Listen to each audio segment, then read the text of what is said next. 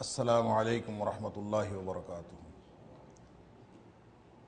الحمدللہ وکفا وسلام علی عبادہ الذین اصطفیٰ۔ اشہد ان لا الہ الا اللہ وحدہ لا شریک لہ واشہد ان محمدا عبدہ ورسولہ صلی اللہ علیہ وآلہ وسلم۔ اللہم صلی علی محمد وعلی آل محمد کما صلیت علی ابراہیم وعلی آل ابراہیم انک حمید مجید۔ اللہم بارک علی محمد وعلی آل محمد کما بارکت علی ابراہیم وعلی آل ابراہیم انک حمید مجید۔ اما بعد فاعوذ باللہ السمیع العلیم من الشیطان الرجیم من ہمزہ ونفخہ ونفثہ۔ بسم اللہ الرحمن الرحیم۔ یا ایہا الذین آمنوا اتقوا اللہ حق تقاتہ ولا تموتن الا وانتم مسلمون واعتصموا بحبل اللہ جميعا ولا تفرقوا واذکروا نعمت اللہ علیکم اذ کنتم اعداء فألف بین قلوبکم فاصبحتم بنعمتہ اخوانا وَكُنْتُمْ عَلَى شَفَا حُفْرَةٍ مِّنَ النَّارِ فَأَنْقَذَكُمْ مِنْهَا كَذَلِكَ يُبَيِّنُ اللَّهُ لَكُمْ آيَاتِهِ لَعَلَّكُمْ تَهْتَدُونَ۔ اے ایمان والو، اے وہ لوگو جنہوں نے ایمان کا دعویٰ کیا ہے، اتقوا اللہ حق تقاتہ، ڈر جاؤ اللہ سے جس طرح اس سے ڈرنے کا حق ہے، وَلَا تَمُوتُنَّ إِلَّا وَأَنْتُمْ مُسْلِمُونَ، اور ہرگز نہ مرنا سوائے اس کے کہ اس سے پہلے صحیح معنوں میں مسلمان بن جاؤ، اور تم مضبوطی سے پکڑ لو سب مل کر اللہ کی رسی کو، وَلَا تَفَرَّقُوا، اور ٹکڑوں میں نہ بٹو، آپس میں تفرقہ میں نہ پڑو، وَاذْكُرُوا نِعْمَةَ اللَّهِ عَلَيْكُمْ، اور یاد کرو اللہ کے اس احسان کو جو تمہارے اوپر ہوا، اس نعمت کو یاد کرو، اذ کنتم اعداء، جب تم آپس میں ایک دوسرے کے دشمن تھے، فألف بین قلوبکم، اللہ نے تمہارے دلوں میں ایک دوسرے کی الفت ڈال دی، فاصبحتم بنعمتہ اخوانا، پھر تم اللہ کے انعام کے سبب بھائی بھائی بن گئے، وَكُنْتُمْ عَلَى شَفَا حُفْرَةٍ مِّنَ النَّارِ، اور تم آگ کے گڑھے کے کنارے پہنچ چکے تھے، فَأَنْقَذَكُمْ مِنْهَا، اس نے تمہیں بچا لیا اس آگ سے، كَذَلِكَ يُبَيِّنُ اللَّهُ لَكُمْ آيَاتِهِ، اسی طرح اللہ کھول کھول کے تمہارے لیے اپنی آیتیں بیان فرماتا ہے، لَعَلَّكُمْ تَهْتَدُونَ، تاکہ تم ہدایت پانے والے بن جاؤ۔ سورہ آل عمران کی آیت نمبر 102 اور 103 کہ یا ایھا الذین آمنوا اتقوا اللہ حق تقاتہ، اللہ سے ڈرنے کا حق کیا ہے اور اللہ سے ڈرنے کا مطلب کیا ہے، اس پہلے حصے پر تفصیل کے ساتھ گفتگو ہو چکی۔ اللہ تعالی ہمیں عملی طور پر اس کو اپنانے کی توفیق عطا فرمائے، اور وہ صرف ایک احساس ہے، اس احساس میں زندگی گزرنی چاہیے، اور وہ احساس یہ ہے کہ پوری زندگی انسان ہر وقت اس تڑپ پہ رہے کہ کوئی اللہ کی ناراضگی کا کام چھوٹے سے چھوٹا بھی اس سے سرزد نہ ہو جائے، اور اس تڑپ میں رہے کہ اللہ کی رضامندی اور خوشنودی کا کوئی چھوٹے سے چھوٹا کام ہونے سے رہ نہ جائے۔ جس شخص کی زندگی اس ترجیحی نقطے پر گزرتی ہے اور اسی ترجیح پر وہ انفرادی اجتماعی تمام کام اسی بنیاد پر کرتا ہے، تو یہ ہے اللہ سے ڈرنے کا حق۔ اور جو اگلا حصہ ہے اس آیت کا کہ وَلَا تَمُوتُنَّ إِلَّا وَأَنْتُمْ مُسْلِمُونَ، اور تم ہرگز نہ مرنا سوائے اس کے کہ مرنے سے پہلے صحیح معنوں میں مسلم بن جاؤ، اس کے حوالے سے گویا بات یہ سمجھ میں آئی کہ ایک نوعیت زندگی کی بات ہے، اور ایک پوری زندگی کے وقت کی بات ہے کہ کتنا وقت اور کیسی نوعیت اللہ سے ڈرنے کی کیفیت کیا ہونی چاہیے، نوعیت کیسی ہونی چاہیے، اور کب تک ڈرنا چاہیے، یہ دونوں مسئلے اس آیت کے اندر بتائے گئے۔ وَلَا تَمُوتُنَّ إِلَّا وَأَنْتُمْ مُسْلِمُونَ کا مطلب یہ ہے کہ مرنے سے پہلے اپنے آپ کو درست کر لو. اگر تم اس ترجیحی نقطے کے بغیر اور اس طرز عمل کے بغیر فوت ہو گئے تو گویا وہ ایسا فوت ہونا یہ سب سے بڑا رسک ہے زندگی کا کہ تم اپنے آپ کو اس ترجیحی نقطے پر لائے بغیر فوت ہو جاؤ. وَلَا تَمُوتُنَّ إِلَّا وَأَنْتُمْ مُسْلِمُونَ. مسلم کون ہوتا ہے؟ مسلم وہ ہوتا ہے جو اپنے آپ کو سپرد کر دیتا ہے. اسلم یسلم، و اسلام کا معنی ہوتا ہے اپنے آپ کو سپرد کر دینا، مطلقاً سپرد کر دینا. اس لیے اس کا ترجمہ کرتے ہیں اہل لغت مطیع اور فرما بردار ہو جانا. تو گویا کمپلیٹ سبمیشن اس کا معنی ہے، اور مرنے سے پہلے پہلے اپنے آپ کو اللہ کے سپرد کر دو مکمل طور پر. Complete submission. گویا اسلام جز وقتی کام نہیں ہے، یہ پارٹ ٹائم کام نہیں. اللہ کی بندگی یا اس ترجیحی نقطے پر زندگی گزارنا یہ کوئی پارٹ ٹائم کام نہیں ہے، جز وقتی بات نہیں ہے، بلکہ یہ ہمہ وقت پوری زندگی کا کام ہے. اور ہر لمحہ، ہر دن، ہر ہفتہ، ہر مہینہ اور ہر سال. اس کی وجہ یہ ہے کہ کوئی ایک لمحہ زندگی بھی ایسا نہیں ہے جب انسان حالت امتحان سے باہر ہو. جب حالت امتحان سے باہر نہیں ہے، ہر لمحہ جانچا جا رہا ہے، تو غلطی کی گنجائش نہیں. اور اگر غلطی ہو جائے، غلطی کرنا دوسری بات ہے، غلطی ہونا اور بات ہے. غلطی ہوتی ہر شخص سے ہے. کل بنی آدم خطاء، آدم کا ہر بیٹا وہ خطا کار ہے.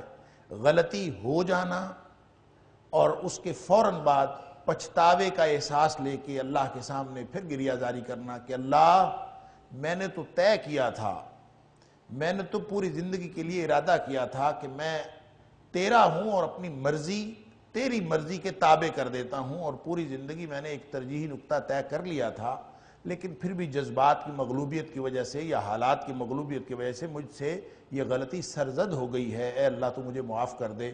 جب انسان اس ندامت کے ساتھ اور ندامت کے آنسو لے کر اللہ کے سامنے گریہ زاری کرتا ہے تو اللہ کو یہ بہت پسند ہے. اللہ کو بلکہ وہ آدمی بہت پسند آتا ہے.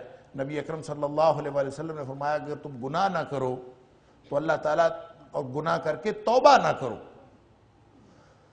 تو اللہ تعالیٰ تمہاری جگہ کوئی اور قوم لے آئے. اس لیے کہ جب تم توبہ کرتے ہو، بندہ توبہ کرتا ہے تو اللہ کو بہت پسند آتا ہے. تو مطیع اور فرما بردار بننا ہے مرنے سے پہلے پہلے. کوئی آئیڈیل سچویشن کا انتظار نہیں کرنا اور کسی ایسے بھلے وقت کے انتظار میں زندگی ضائع نہیں کر دینی کہ موت آ جائے اور موت کے وقت پچھتاوا ہو.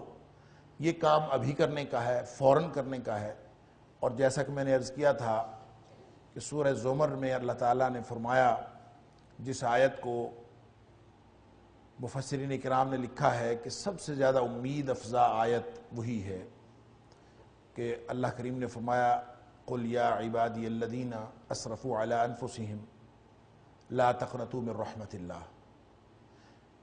کہ کوئی بات نہیں اگر ابھی تک اپنی زندگی ان بنیادوں پر گزارنا شروع نہیں کی اور ابھی تک اپنے آپ کو مکمل فرمانبردار اللہ کا نہیں بنایا تو ابھی بھی وقت ہے موت سے پہلے پہلے. لا تقنطوا من رحمت اللہ، اللہ سے مایوس نہ ہو، فوری طور پر اپنی اصلاح کر لیں. مایوس کیوں نہ ہوں؟ اس لیے کہ ان اللہ یغفر الذنوب جمیعا، اللہ سارے کے سارے گناہ معاف کر دے گا. اور کیوں معاف کرے گا؟ اس لیے کہ انہ هو الغفور الرحیم، وہ ہے ہی بہت بخشنے والا اور رحم کرنے والا. کرنا کیا پڑے گا اس کام کے لیے؟ وَأَنِيبُوا إِلَىٰ رَبِّكُمْ وَأَسْلِمُوا لَهُ. ابھی فوراً عذاب آنے سے قبل فوراً یہ توبہ کرنی پڑے گی. کیا کرنا پڑے گا؟ انیبو الی ربکم، اللہ کی طرف جھک پڑنا پڑے گا. ہر طرف سے منہ موڑ کر ایک اللہ کی طرف جھک پڑے. یہی اللہ کو مطلوب ہے، اور یہ ہمیں کیٹاگوریکلی حکم دیا جا رہا ہے خیر امت کو. سورہ آل عمران کے مضامین کے تناظر میں ذہن میں یہ بات رکھیے کہ آیت نمبر 102 سے آیت نمبر 120 تک یہ والا جو مضامین کا حصہ ہے سورہ آل عمران کا، اس میں اس امت کو جو نبی اکرم صلی اللہ علیہ وآلہ وسلم کی امت ہے، نبی کریم صلی اللہ علیہ وآلہ وسلم فرماتے ہیں کہ وَجُعِلَتْ أُمَّتِي خَيْرَ الْأُمَّةِ، مجھے اللہ نے جو میری امت کو بنایا ہے بہترین امت بنایا. تو اس بہترین امت کے لیے، خیر امت کے لیے ڈائریکٹ خطاب فرما کے، اس سے پیچھے آپ کو معلوم ہے کہ یہود و نصارہ کی ریشہ دوانیوں کا ذکر ہے، ان کی سازشوں کا ذکر ہے، ان کی خرابیوں کا ذکر ہے، پھر ان کی مسلم دشمنی کا ذکر ہے، اور پھر اس ساری کشمکش کا ذکر ہے، اور پھر ان کی نیتوں کا ذکر ہے کہ وہ کیا کرنا چاہتے ہیں، اور پھر خیر امت کو وہ پریکٹیکل ضابطہ دیا جا رہا ہے کہ تم نے کس بنیاد پر اپنی انفرادی اور اجتماعی زندگی کو قائم کرنا ہے، اور جس پر تم خیر امت بھی قرار پاؤ گے اور دنیاوی و اخروی کامیابیاں تمہاری ہیں۔ اس میں سب سے پہلا ترجیحی نقطہ یہ ہے کہ زندگی اس بنیاد پر گزرے کہ میرا اللہ کس کام میں راضی ہے اور کس کام میں ناراض ہے، اور مرنے سے پہلے پہلے صحیح معنوں میں مسلمان بننا ہے کہ مطیع اور فرمانبردار بننا ہے۔ اور ظاہر ہے اس کے لیے تو پوری زندگی کی تگ و دو ہے، جد و جہد ہے۔ لوگ سمجھتے ہیں کہ ایک رات میں ہم بندگی کر لیں گے، یا ایک دن میں بندگی کر لیں گے، یا کوئی وقت ایسا مل جائے جس وقت ہم عبادت کر لیں، باقی زندگی ہم اپنی مرضی کی گزار سکیں، ایسا کوئی آپشن موجود نہیں۔ جو لوگ اس آپشن کو تلاش کرتے ہیں ان کے لیے حکم ہے قرآن میں، جو یہ آپشن تلاش کرتے ہیں نا کہ کچھ وقت ہم اللہ کی بندگی کر لیں، باقی کچھ تو اپنی مرضی کرنے کا ہونا چاہیے۔ بہتر ہے دل کے ساتھ رہے پاسبان عقل، لیکن کبھی کبھی اسے تنہا بھی چھوڑ دے۔ وہ کہتے ہیں کوئی تو وقت ہونا چاہیے اپنے موج میلہ کرنے کا۔ تو قرآن کہتا ہے یا معشر الجن والانس ان استطعتم ان تنفذوا من اقطار السماوات والارض فانفذوا لا تنفذون الا بسلطان۔ جس نے یہ امتحان نہیں دینا نا، جو اس سے نکلنا چاہتا ہے وہ اس زمین کے گولے سے اتر جائے، آسمان کے گلوب سے باہر نکل جائے۔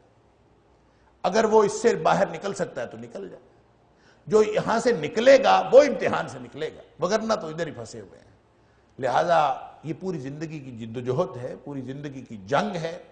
ایک طرف متحارب قوتیں، ابلیس، اس کا لشکر، انسان کا نفس، وہ سب لگے ہوئے ہیں، اور دوسری طرف مومن ساری زندگی اس تگ و دو میں گزارے کہ اس نے اللہ کا مطیع اور فرمانبردار بننا ہے۔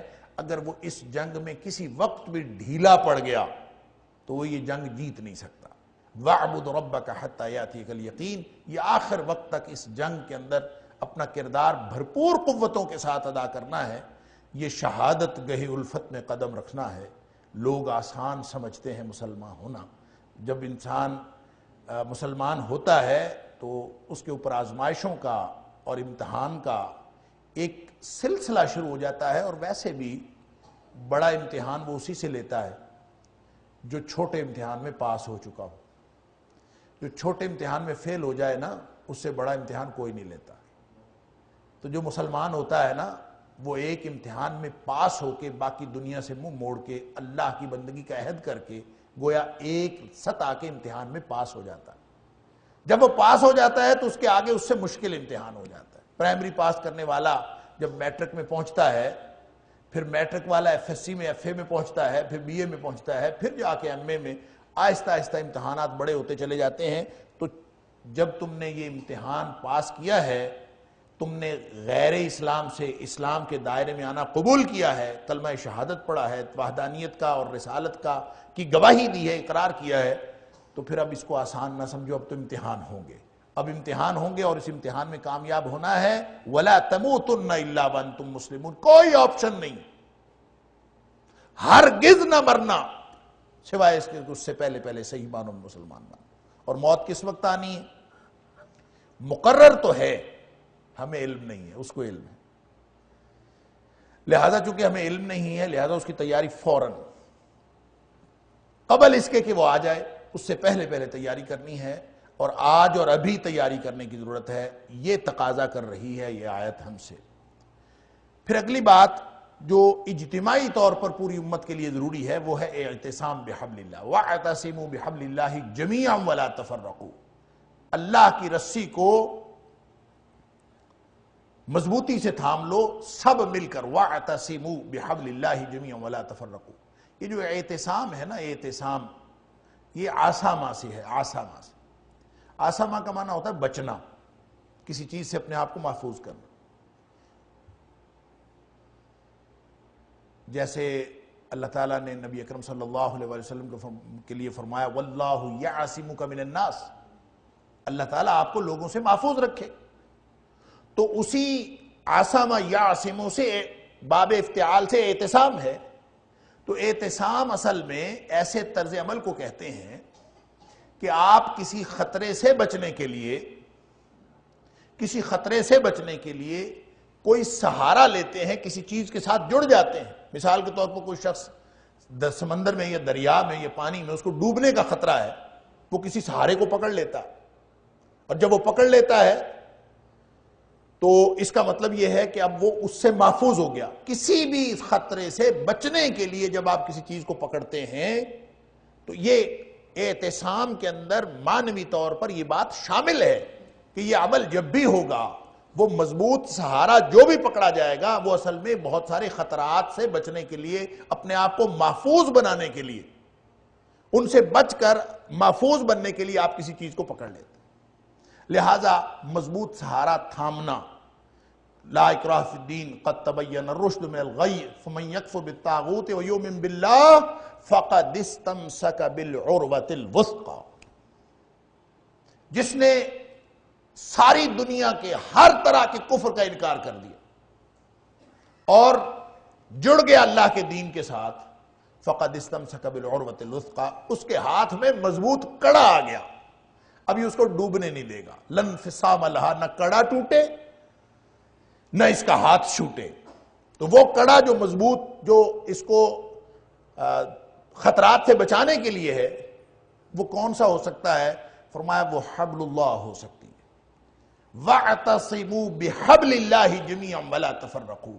اب ایک تو بات یہ ہے کہ بچانے والا دنیا کائنات کے خطرات سے، پیچھے بتایا جا رہا ہے کہ یہودی کتنے بڑے سازشی ہیں، عیسائی تمہارے کتنے دشمن ہیں، اور پھر دشمنی بھی اس طرح کی کہ وہ تمہارے عقیدے کے در پہ ہیں، تمہارا عقیدہ خراب کرنا چاہتے ہیں، تمہیں واپس کافر بنانا چاہتے ہیں، تمہیں مرتد کرنا چاہتے ہیں، اور وہ طرح طرح کی فکری اور عملی سازشوں میں مبتلا ہے، اور وہ کرنا یہ چاہتے ہیں کہ تم اسلام چھوڑ دو۔ ان کو واحد ان کا مطمع نظر یہ، لہٰذا تم فکری طور پر یا عملی طور پر جب اپنے آپ کو محفوظ بنانا چاہتے ہو، ہر طرح کی سازش تھے، تو اس کا طریقہ یہ ہے کہ جمیعاً سارے اکٹھے ہو کے اللہ کی رسی کو پکڑ لو، تو اللہ کی رسی تمہیں بچا لے گی ان ساری سازشوں سے۔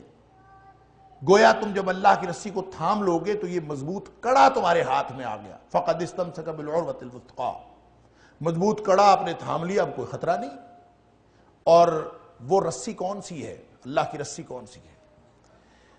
اب قرآن کہہ رہا ہے وَاعْتَصِمُوا بِحَبْلِ اللَّهِ، کہ اللہ کی رسی کو تم سب مضبوطی سے تھام لو، جمیعاً، اکٹھے ہو کے، وَلَا تَفَرَّقُوا۔ اب جب اکٹھے ہو کے فرما دیا تھا، اور وَلَا تَفَرَّقُوا کی تو ضرورت ہی نہیں رہ گئی تھی، تو وَلَا تَفَرَّقُوا جب کہا گیا تو اس کا مطلب ہے کہ آپس میں ٹکڑوں میں نہ بٹو، الگ الگ نہ ہو جاؤ، فرقہ فرقہ نہ ہو جاؤ، ٹکڑے ٹکڑے نہ ہو جاؤ، سب مل کر پکڑو۔ لیکن ہم نے تو اس اعتصام کی بھی تشریح ایسی کی اور حبل اللہ کی بھی تشریح ایسی کی کہ ہم نے اپنے اختلاف کو، ہم نے اپنی لڑائیوں کو، ہم نے اس ٹکڑے ٹکڑے ہونے کو بھی جسٹیفائی کر لیا حبل اللہ کی تشریح کر کے۔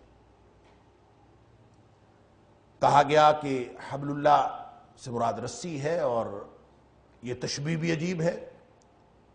یہ اگر میں نے خود نہ سنا ہوتا کسی مفسر قرآن سے تو شاید مجھے کبھی یقین ہی نہ آتا۔ وہ کہتے ہیں کہ رسی کی تشبیہ بھی بڑی عجیب ہے کہ رسی کے اندر کئی ریشے ہوتے ہیں، رسی باٹ کے بنائی جاتی ہے بان سے یا کسی بھی چیز سے، تو اس کے اندر جب اس کو بنا جاتا ہے تو اس کے اندر کئی ریشے ہوتے ہیں، لہذا آپ ان ریشوں میں سے کسی ایک ریشوں کو بھی پکڑ لو تو اس کا مطلب یہ ہے کہ آپ نے رسی کو پکڑا۔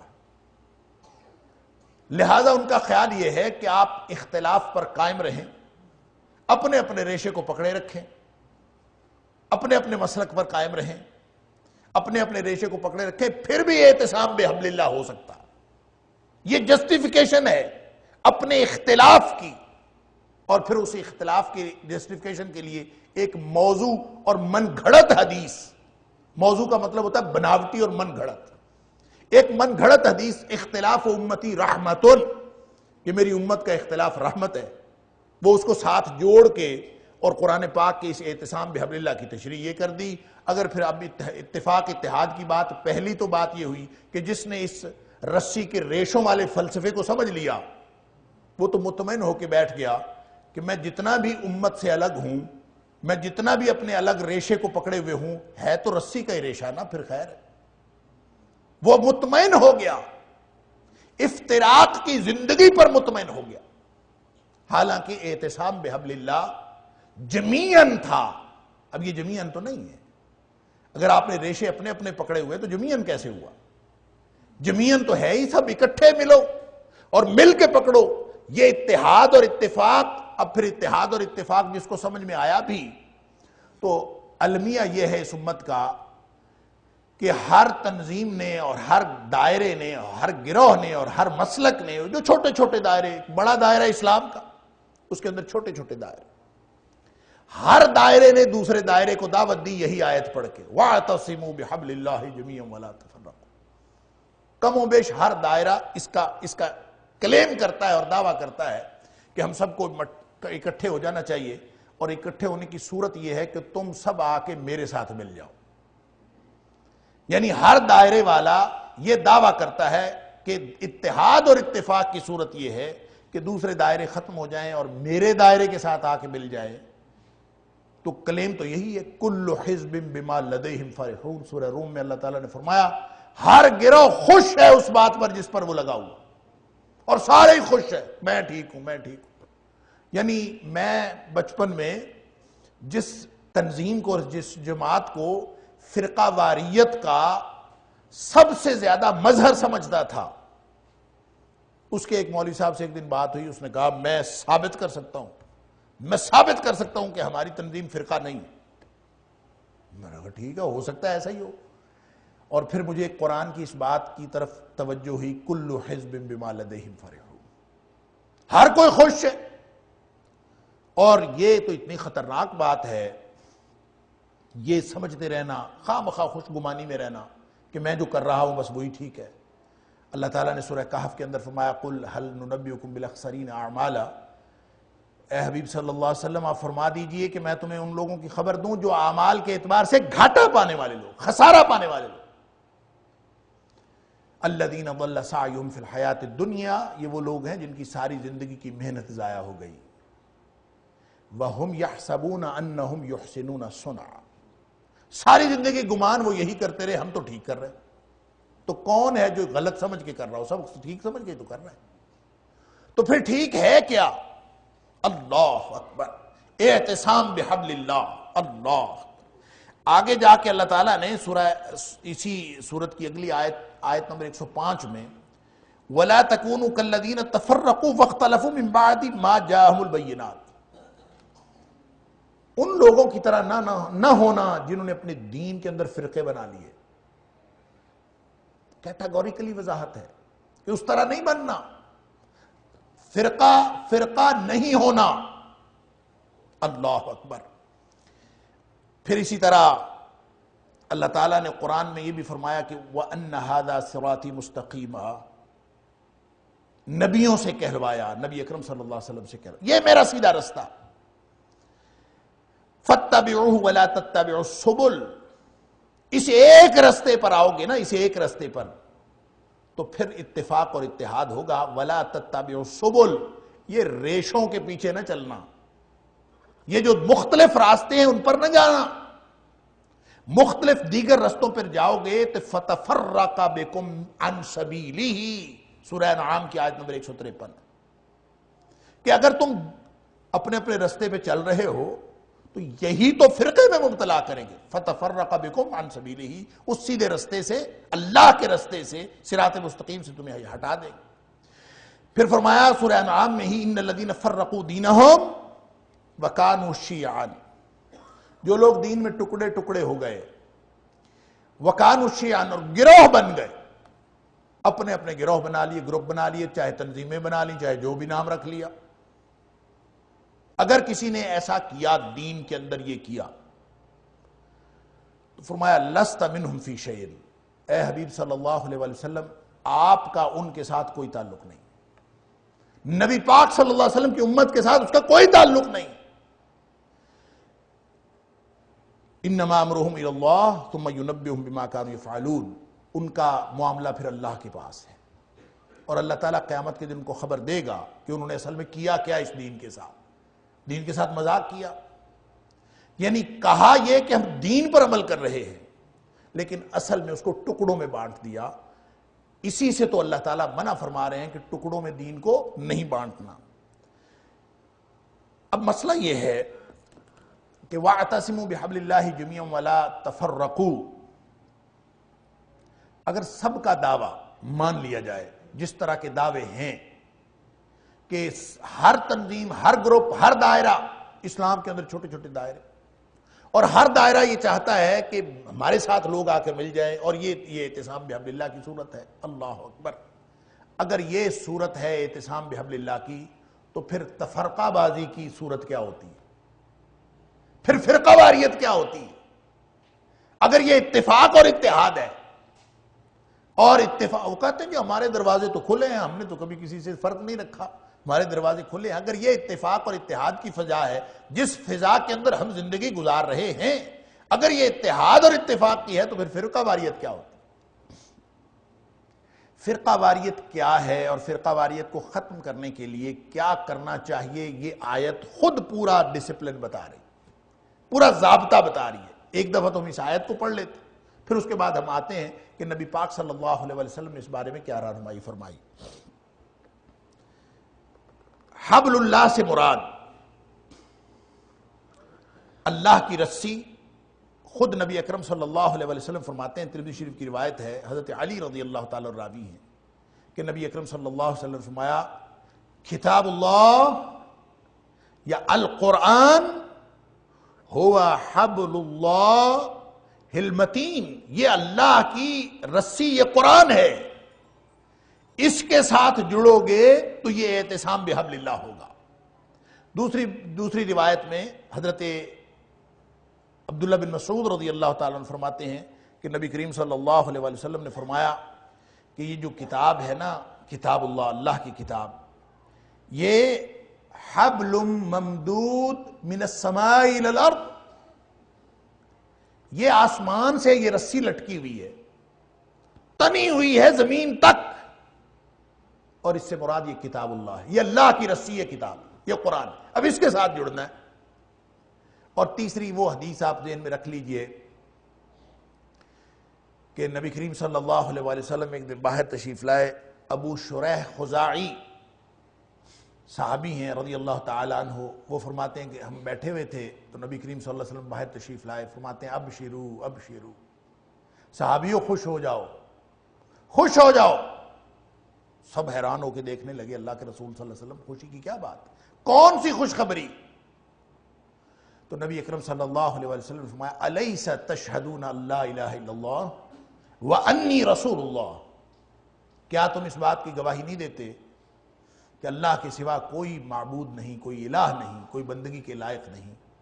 کیا تم اس بات کی گواہی نہیں دیتے، اور اس بات کی گواہی نہیں دیتے کہ میں محمد کریم صلی اللہ علیہ وسلم اللہ کا رسول ہوں؟ قالوا نعم، سب نے کہا ہم تو گواہی دیتے ہیں.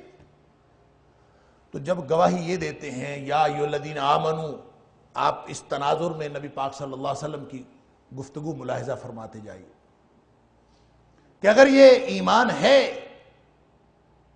تو پھر فرمایا کہ فَإِنَّ هَذَا الْقُرْآنَ سَبَبٌ، لوگو یہ قرآن وہ رسی ہے. فَإِنَّ هَذَا الْقُرْآنَ سَبَبٌ، یہ رسی ہے، طرفہ بید اللہ و طرفہ بایدیکم، اس کا ایک سرا اللہ کے ہاتھ میں ہے، دوسرا سرا تمہارے ہاتھ میں. فتمسکوا بہ، تم سب اس سے چمٹ جاؤ، اس رسی سے چمٹ جاؤ. اور اس سے چمٹ جاؤ گے تو پھر دو گارنٹیاں تمہیں ملیں گی کہ لن تضلوا ولن تہلکوا بعدہ ابدا. ایک تو اس کے بعد تم کبھی گمراہ نہیں ہوگے جو اس رسی سے چمٹ گیا، اور دوسرا اس کے بعد کبھی ہلاک اور برباد نہیں ہوگے. گویا نبی کریم صلی اللہ علیہ وسلم نے اس رسی کی وضاحت میں کوئی کسر نہیں چھوڑی کہ رسی سے کیا مراد. اور رسی کیا ہے؟ اللہ کا قرآن. اللہ کے قرآن کی کس صورت کے ساتھ ملنا ہے، کس سے نہیں ملنا. 114 صورتیں ہیں، 114 صورتوں کے ساتھ اگر ہم ایک ایک صورت پکڑ لیں تو 114 گروہ تو ہو سکتے ہیں نا. اگر ریشوں کو پکڑ کر بھی اعتصام بحبل اللہ ہو سکتا ہے تو بھئی ایسا نہیں ہے. یہ اللہ کی رسی سے مراد اللہ کا قرآن ہے. یہ کوئی کسی میٹیریل کی سٹف کی بٹی ہوئی رسی نہیں ہے. یہ اللہ کا قرآن ہے. خواہ مخواہ ریشوں سے تشبیہ دے کے امت کے افتراق کو اور امت کے اختلاف کو جواز بخشنا اور ان کو مطمئن کرنا، یہ کوئی دین کی خدمت نہیں. دین کی خدمت یہ ہے کہ لوگوں کو اتحاد اور اتفاق کی طرف لایا جائے اور اللہ کے قرآن پہ اکٹھا کیا جائے، اور اللہ کے قرآن پہ جمیعا ولا تفرقوا، اکٹھے ہو کے پکڑ لو اور اس میں سے فرقے فرقے نہ بنو. اب اگر ہم اس فرقہ واریت کو دیکھیں، گروہ موجود ہونا فرقہ واریت ہے. گروہ کسی بھی طرح کا ہو سکتا ہے، گروپ کوئی بھی ہو سکتا ہے، گروپ لوگوں نے بنائے ہوئے ہیں، نام رکھے ہوئے ہیں، تنظیمیں بنائی ہوئی ہیں. میں اکثر مثال دیتا ہوں، ایک کسی نے انجمن فلاح انسانیت بنائی ہوئی ہو، ایک انجمن فلاح معاشرہ بنائی ہوئی ہو. اب انجمن فلاح معاشرہ کا بھی دستور پڑھ کے دیکھ لیجئے، بڑا شاندار ہے، اور دوسرے نے انجمن فلاح انسانیت بنائی ہوئی ہے، اس کا دستور پڑھ کے دیکھ لیجئے، وہ بھی بڑا شاندار ہے. دونوں کا مقصد انسانیت کی فلاح ہے، لیکن دو تنظیمیں الگ الگ بنی، وہ بھی ایسا ہی کام کر رہی ہیں، وہ بھی ایسا ہی کام کر رہی ہیں. ان تنظیموں کی موجودگی فرقہ واریت نہیں ہے. نام رکھنا بھی فرقہ واریت نہیں ہے. اگر تنظیمیں الگ الگ نام رکھ لیں کوئی فرقہ واریت نہیں ہوتی. فرقہ واریت اس وقت ہوتی ہے جب آپ اس بنیاد پر امت کے ٹکڑے کرنے شروع کر دیں کہ یہ انجمن فلاح معاشرہ والے ہیں اور یہ انجمن فلاح انسانیت والے ہیں. انجمن فلاح معاشرہ والے کہیں کہ ہم تو اپنے لوگوں کی مدد کریں گے، دوسرے لوگوں کی مدد ہم نہیں کریں گے، وہ تو اس گروپ کے. اور اس گروپ والے کہیں کہ یہ دوسرا گروپ ہے. جب معاملات کی بنیاد یہ گروپنگ ہو جائے تو یہی تو وہ عصبیت ہے، یہی وہ کمٹمنٹ ہے، یہی وہ گروہ بندی ہے کہ جو اسلام کو تفرقو کر دیتی ہے، فرقہ فرقہ بنا دیتی ہے. اور جب یہ دین کے نام پر ہونے لگے، یہ نسلی طور پر بھی ہو سکتی، یہ جغرافیائی طور پر بھی ہو سکتی. آپ کہیں ہم لاہور کے لوگوں کو یہ دیں گے فائدہ، ہم اسلام آباد والوں کو نہیں دیں گے، ہم لاہوری ہیں، ہم کراچی والے ہیں، ہم پنجابی ہیں، تم سندھی ہو. نسلی تعصب بھی ہو سکتا ہے، جغرافیائی تعصب بھی ہو سکتا ہے، آپ خاندانی طور پر کوئی بھی بات. تو یہ نبی اکرم صلی اللہ علیہ وسلم سے ایک روایت میں آتا ہے کہ صحابی نے پوچھا اللہ کے رسول صلی اللہ علیہ وسلم مل عصبیہ، یہ گروہ بندی ہوتی کیا ہے؟ نبی کریم صلی اللہ علیہ وسلم فرمایا ان تعین قومک علی الذل. گروہ بندی یہ ہوتی ہے کہ تو اپنا دھڑا کٹے. دھڑا کٹنا سمجھتے ہیں؟ یہ بڑا استعمال ہوتا ہے ہماری پاکستان کی سیاست میں، دھڑا کٹنا. ان تعین قومک علی الظلم، کہ تو ظلم پر بھی اپنے گروہ کی مدد کرے، چاہے وہ ظالم ہو، چاہے وہ مظلوم ہو، چاہے وہ جیسے مرضی ہو، آپ نے بس اپنے گروہ کی مدد کرنی ہے. جس نے یہ طریقہ بنا لیا یہی تو گروہ بندی ہے، یہی تو فرقہ واریت.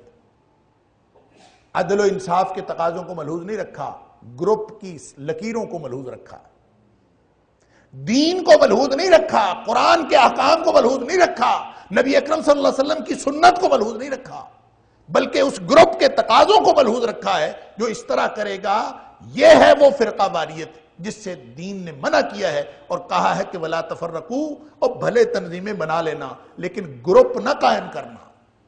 بھلے تمہارے فقہی طور پر جتنے مرضی اختلافات ہوں، امت کو ٹکڑے ٹکڑے کرنے کے لیے ان اختلافات کو استعمال نہ کرنا. اب ظاہر ہے فقہی اختلاف تو صحابہ کرام کے درمیان بھی ہو جاتا تھا. کتنی ہی باتیں، کتنے مسائل ہیں، آج تک ہم اختلاف پڑھتے ہیں کہ صحابہ کرام نے، کچھ صحابہ کرام کی ایک رائے ہے، دوسرے صحابہ کرام کی دوسری رائے ہے.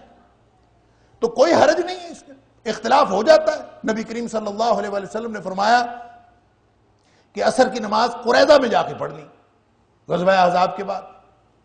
صحابہ چل پڑے، راستے میں عصر کی نماز کا وقت ہو گیا. اب کچھ لوگوں کا خیال تھا کہ نبی کریم صلی اللہ علیہ وسلم نے تو اس لیے یہ فرمایا کہ آپ لوگ جلدی پہنچ جاؤ قریظہ. کچھ لوگوں کے خیال تھا کہ نہیں، نبی کریم صلی اللہ علیہ وسلم نے منع کیا ہے کہ راستے میں نماز پڑھنی ہی نہیں، جا کے قریظہ ہی پڑھنی. جن لوگوں کا خیال تھا کہ آپ نے منع کیا ہے انہوں نے نہیں پڑھی، انہوں نے کہا جی وہاں جا کے پڑھیں گے جتنی مرضی دیر ہو جائے. کچھ لوگوں کا خیال تھا کہ نماز دیر ہو رہی ہے، نماز پہلے پڑھنی چاہیے، جائیں گے بعد میں. نبی پاک صلی اللہ علیہ وسلم کا مقصد یہ نہیں تھا فرمانے کا کہ نماز کا وقت ہو بھی جائے تو نہیں پڑھنی. وہ تو جلدی جانے کے لیے آپ نے فرمایا کہ اتنا جلدی جاؤ کہ نماز عصر سے پہلے وہاں پہنچ جاؤ. انہوں نے راستے میں پڑھ لی. آدھے لوگوں نے نماز راستے میں پڑھی، فرمان ایک ہی تھا نبی کریم صلی اللہ علیہ وسلم. آدھے لوگوں نے نماز راستے میں پڑھی، آدھے لوگوں نے وہاں جا کے پڑھی. نبی کریم صلی اللہ علیہ وسلم کے سامنے کیس پیش ہوا. آپ نے کسی کو بھی غلط نہیں کہا. آپ نے نہ ان کو غلط کہا جنہوں نے راستے میں پڑھی، نہ ان کو غلط کہا جنہوں نے وہاں جا کے پڑھی. اس کی وجہ یہ ہے کہ اس حکم میں دونوں احتمالات موجود تھے. نبی پاک صلی اللہ علیہ وسلم کے اس حکم میں کے اندر دونوں مفاہیم نکل رہے تھے. وہ مفہوم نکل آیا یا وہ مفہوم نکل آیا، دونوں اعمال کو نبی پاک صلی اللہ علیہ وسلم نے درست قرار دے دیا، انڈورس فرما دیا. حضرت عمار بن یاسر رضی اللہ تعالیٰ عنہ عمر فاروق رضی اللہ تعالیٰ عنہ کے ساتھ کسی جنگل میں ہیں. نماز کا وقت ہوا، پانی نہیں مل رہا وضو کے لیے. پریشان ہو رہے ہیں کہ پانی کیا کریں. اب یہ آیت اتر چکی تھی کہ اگر کوئی ایسا ان لم تجدوا ماء فتیمموا صعیدا طیبا، پاک مٹی کا قصد کرو. تیمم کا مطلب ہوتا ہے ارادہ کرنا. اب نبی کریم صلی اللہ علیہ وسلم نے طریقہ نہیں سکھایا تھا کہ پاک مٹی کا ارادہ کرنا کیسے ہوتا ہے، پاک مٹی کا قصد کرنا کیا ہوتا ہے. آیت نازل ہو چکی تھی، دونوں کو معلوم تھی کہ پانی نہ ملے تو فتیمموا صعیدا طیبا یہ کرنا ہے. اب پاک مٹی کا قصد کرنا ہے، کیسے کرنا ہے یہ معلوم نہیں تھا. عمر فاروق رضی اللہ تعالیٰ عنہ نے کہا کہ میرا خیال یہ ہے کہ ایسا کرتے ہیں کہ پورے جسم کو مٹی سے لتھیڑ لیتے ہیں. یہ ہے پاک مٹی کا قصد کرنا. اس سے تیمم ہو جائے گا اور وضو کا وہ مقصد پورا ہو جائے گا. حضرت عمار بن یاسر رضی اللہ تعالیٰ عنہ 17 سال کے چھوکرے، نوجوان بالکل عمر میں. حضرت عمر فاروق رضی اللہ تعالیٰ عنہ عمر میں بھی بڑے، فقہ میں بھی بڑے ہیں، تفقہ میں بڑے ہیں، مرتبے میں بڑے ہیں. لو کان بعدی نبیا لکان عمر. نبی پاک صلی اللہ علیہ وسلم فرماتے ہیں میرے بعد اگر کوئی نبی ہوتا تو عمر ہوتے. اب یہ اختلاف ہو گیا ہے. عمار بن یاسر کہتے ہیں رضی اللہ تعالیٰ عنہ کہ مجھے تو لگتا ہے کہ اگر ہم اعضائے وضو کو مٹی لگا لیں، اعضائے وضو پر مٹی مل لیں تو یہ کافی ہوگا. پورے جسم پر مٹی ملنے کی ضرورت نہیں، پورے جسم کو مٹی سے لتھیڑنا ضروری نہیں ہے. ہم ایسا کرتے ہیں، ہم اپنے اعضائے وضو کو مٹی مل لیتے ہیں تو یہ پاک مٹی کا قصد کرنا یہی ہے.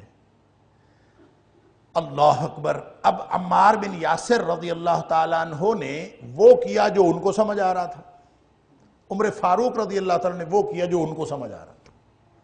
دونوں نے کیا، نماز پڑھی. بعد میں نبی پاک صلی اللہ علیہ وسلم کے پاس حاضری ہوئی، قصہ پیش کیا. اللہ کے رسول صلی اللہ علیہ وسلم یہ ہوا تھا، میں نے یہ کیا ہے، عمار بن یاسر نے یہ کیا. نبی پاک صلی اللہ علیہ وسلم نے عمار کو ڈانٹا بھی نہیں کہ عمار یہ بڑا تھا تو اس کی بات مان لیتا، تجھے پتہ نہیں ہے کہ اس کا مرتبہ کیا ہے، اس کی بات مانتا. نہیں فرمایا، اس لیے کہ دونوں احتمالات تھے. اس کی بات کو بھی نبی پاک صلی اللہ علیہ وسلم نے انڈورس کر دیا، نہ ان کی نمازوں کو غلط قرار دیا، نہ یہ فرمایا کہ تمہاری نمازیں نہیں ہوئیں. آپ نے فرمایا تم اتنا ہی کر لیتے تو کافی تھا.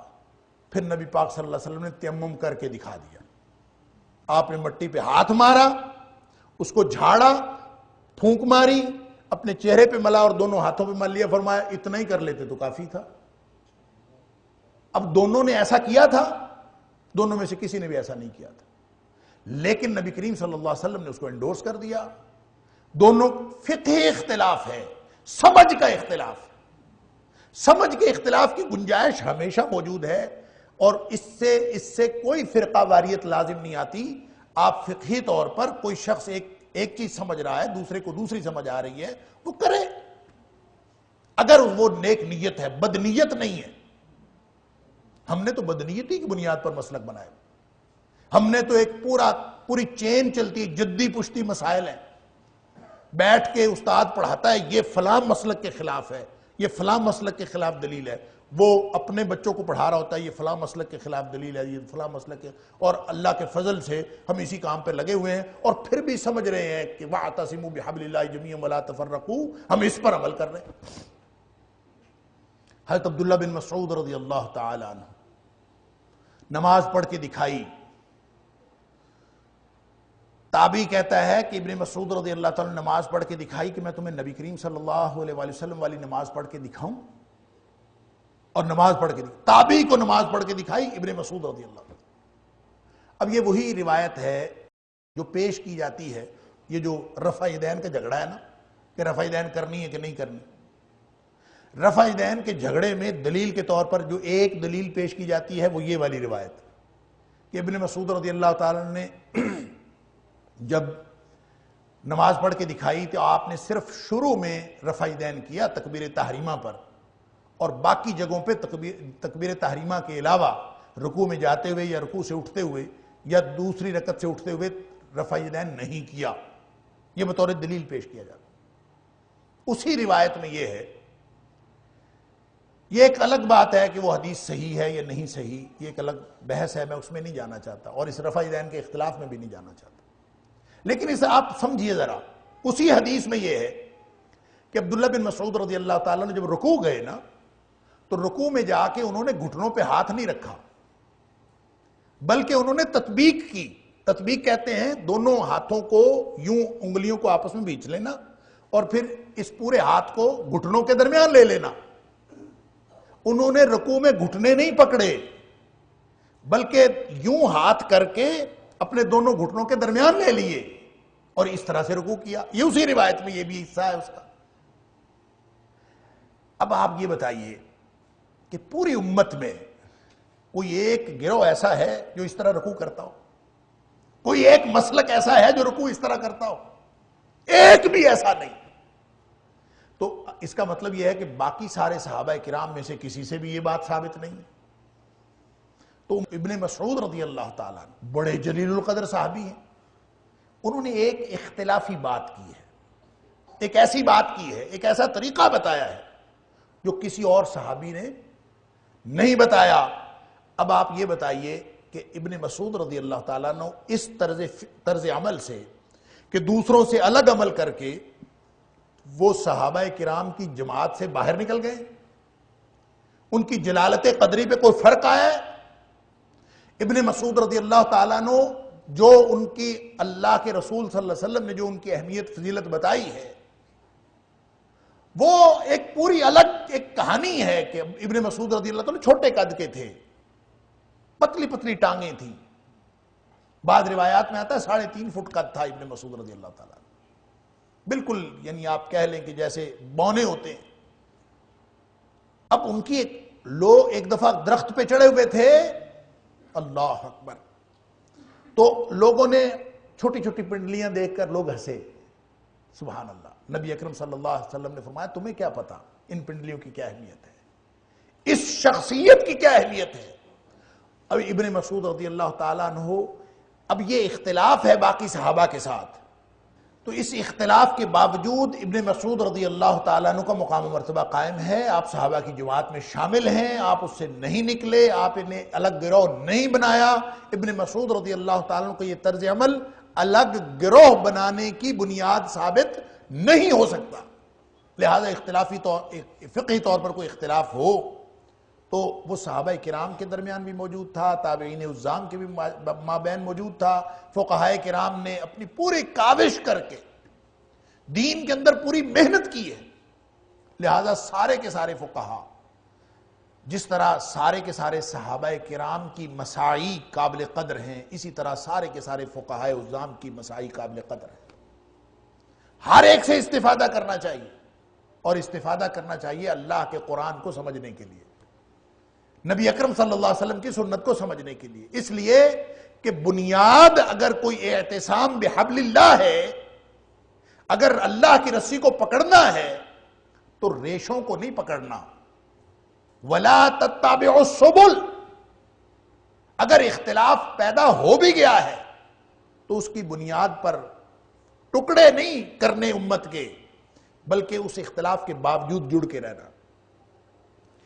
میں عرض کر رہا تھا کہ اگر تنظیموں کے نام موجود ہوں، انجمن فلاح معاشرہ ہو، فلاح انسانیت ہو، کوئی بھی نام، اگر یہ نام موجود ہوں تو بھی یہ لوگ اگر طرز عمل ایسا اختیار کریں کہ یہ امت بن کے رہ سکتے ہیں، جڑ کے رہ سکتے ہیں، اور یہ اعتصام بحبل اللہ ہو سکتا ہے، اور اس کا تعلق اس طرز عمل کے ساتھ ہے جو طرز عمل یہ جماعتیں اور تنظیمیں روا رکھتی ہیں ایک دوسرے کے ساتھ۔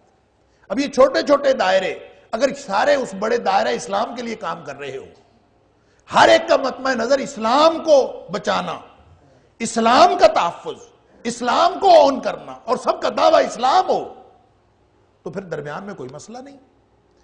فرق اس وقت پڑتا ہے جب ہم دعویٰ یہ کرتے ہیں کہ میں فلاں کا ہوں، میں فلاں گروپ کا ہوں، تم فلاں گروپ کے ہو، اس سے ساری فرقہ واریت ہوتی ہے۔ اس کی طرف رہنمائی کرتی ہے نبی پاک صلی اللہ علیہ وسلم کی وہ حدیث جو بخاری اور مسلم کے اندر موجود۔ آپ سب کو معلوم ہے کہ مہاجرین اور انصار دو الگ الگ گروپ تھے، اور یہ کس بنیاد پر بنے؟ یہ جغرافیائی فرق تھا اور نسلی فرق تھا۔ لہذا آپ حدیث کو دیکھیں، نبی پاک صلی اللہ علیہ وسلم نے ان گروپوں کے ناموں کو بھی اور ان گروپوں کی موجودگی کو بھی انڈورس کیا۔ فلاں جگہ پہ اتنے مہاجر بیٹھے تھے، اتنے انصاری بیٹھے تھے، فلاں جگہ پہ اتنے مہاجر تھے، اتنے انصاری تھے۔ تو ہر ایک کی پہچان کے طور پر الگ مہاجر الگ، انصاری الگ، لیکن ان کی موجودگی فرقہ واریت نہیں تھی۔ یہ موجود تھے لیکن یہ فرقہ نہیں تھا، یہ گروپ الگ الگ تھے، نام بھی الگ الگ تھے، حتیٰ کہ قرآن نے ان کو انڈورس کیا ہے۔ اللہ اکبر۔ والسابقون الاولون من المہاجرین والانصار، مہاجر الگ، انصار الگ، لیکن یہ فرقہ واریت نہیں ہو رہی۔ تو ایک واقعہ ہوا غزوہ بنو مصطلق سے واپسی پر، جب ایک صحابی کی چھڑی دوسرے صحابی کو لگ گئی، اتفاق سے جس کی چھڑی لگی وہ مہاجروں میں سے تھا، اور جس کو لگی وہ انصاریوں میں سے تھا۔ سنان جوہنی بعض روایات میں نام آتا ہے، اور سنان بن وبر جوہن، جو انصار جس کو چھڑی لگی، اور جس کی لگی وہ جہجہ غفاری حضرت عمر فاروق رضی اللہ تعالیٰ کا غلام تھا۔ اب وہ ایک عام سا آدمی، ویسے بھی کوئی بہت سوشل سٹیٹس اس کا نہیں تھا، چھڑی لگی تو اس پر جھگڑا ہو گیا ان دونوں کا آپس میں۔ اب پڑاؤ کیا ہوا تھا، نبی کریم صلی اللہ علیہ وسلم اس پڑاؤ میں موجود تھے۔ یوں ہی یہ چھڑی لگی، آپس میں جھگڑا ہوا، تلخ کلامی ہوئی، تو وہ جو انصار تھا، وہ انصاری تھا، اس نے انصار کو بلا لیا مدد کے لیے، یا للانصار، آؤ انصاریوں میری مدد کرو۔ اس نے آواز دی مہاجروں کو، یا للمہاجرین، آؤ مہاجروں میری مدد کرو۔ گروپ پہلے سے موجود ہے، قرآن انڈورس کر رہا ہے، لیکن یہ پہلا موقع آیا کہ اس بنیاد پر لڑائی ہونے جا رہی ہے، اس بنیاد پر مدد کا تقاضا کیا جا رہا ہے، اس بنیاد پر مدد کے لیے پکارا جا رہا ہے کہ میں مہاجر ہوں، آؤ مہاجروں میری مدد کرو، میں انصاری ہوں، آؤ انصاریوں میری مدد کرو۔ گویا عدل اور انصاف کی بنیاد پر نہیں مدد، انصاف کے تقاضوں پر مدد نہیں، اس بنیاد پر مدد کرو کہ میں انصاری ہوں، تم آ کے میری مدد کرو، اور میں مہاجر ہوں، آ کے میری مدد کرو۔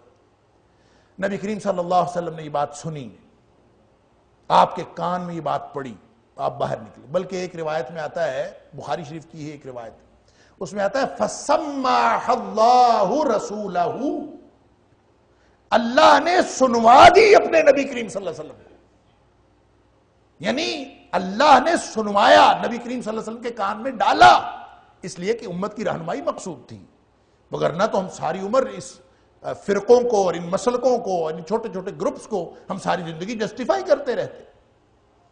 تو چونکہ امت کی رہنمائی مقصود تھی، اس لیے نبی کریم صلی اللہ علیہ وسلم فَسَمَّعَ اللَّهُ نَبِيَّهُ یا فَسَمَّعَ اللَّهُ رَسُولَهُ، اللہ نے اپنے رسول صلی اللہ علیہ وسلم کو یہ بات سنوا دی۔ نبی پاک صلی اللہ علیہ وسلم اپنے خیمے سے باہر تشریف لائے، غصے سے آپ نے فرمایا ما بال دعوی جاہلیت، یہ کیسی جاہلیت کی پکار ہے، یہ کیسی جاہلیت کی بات کی ہے کسی نے۔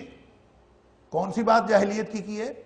یا الانصار و یا المہاجرین.